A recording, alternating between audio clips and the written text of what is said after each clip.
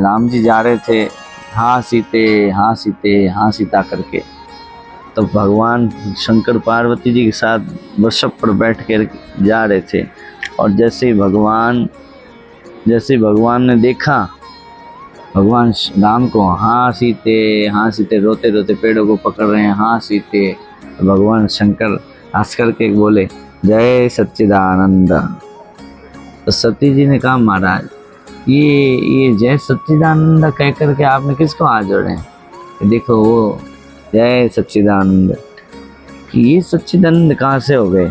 ये तो अपनी लुगाई के लिए हाँ सीते हो सीता कर रहे हैं, रो रहे हैं, ये सच्चिदानंद है क्या? बोले देवी ये तो सच्चिदानंद ही है, ये सब इनकी लीला चल रही है।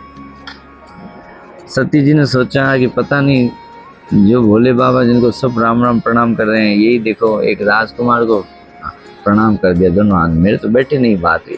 कैसे जब भगवान कैसे हो जाएगा? भगवान जो लुगाई के लिए रो रहा है हाँ सीते हो सीता, वो कहाँ से भगवान हो जाए? देखो देखो हालत देखो, कैसे पेड़ों को लिपट रहे हैं, हाँ सीते हो सीते, और देखो यही पेड़ों को पकड़ के ये लोग गिर गए, ये हालत है। अरे काहे के ये सच्चिदानंद सत्य चित आनंद, इसमें तो कोई आनंद की नाम की चीज नहीं दिख रही। सत्य कहाँ सत्य, तो रो रहा है, सत्य होता तो रोता नहीं भगवान, सत्य कहाँ है, रोता तो नहीं भगवान।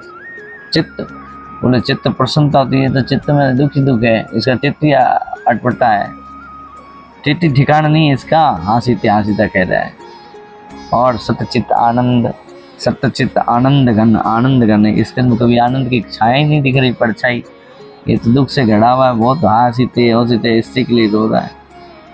पता नहीं बाबा जी ने से सच्चिदानंद कह के हाथ जोड़ ले, मेरे बैठ नहीं रही है महाराज, मेरे को तो क्या करोगे, थोड़ी परीक्षा का मन हो रहा है, परीक्षा लोगी? कि ठीक है जाओ ले लो।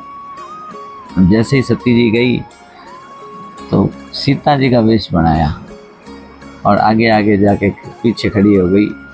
अरे बोले कहाँ ढूंढ रहे हो? देखो मैं ये रही। और जैसे भगवान नजर करी, क्या तो रो रहे थे। अरे माता जी आइए, अकेली कैसे आई? बोले बाबा कहाँ गए अभी? इतना सुनते हालत खराब हो गई। बोले बाबा कहाँ गए आप, अकेली कैसे हैं? लो इतने दिन में होलिया बदल लिया इन्होंने, अभी तो रो रहे कि नहीं बस मैं ऐसे ही आई थी, नहीं कुछ पूछना है तो, कि नहीं ऐसे ही प्रणाम कर दिया। तो बस यूं ही ऐसे करके सती जी वापस अपना असली रूप धारण करके, अब छुपी तो नहीं उनके, असली रूप धारण करके, और बड़ी संकोच लगी, लज्जा रखी। भगवान ने कहा भोले बाबा कहाँ गए? माता जी अकेली कैसे डोल रहे हो इस जंगल में?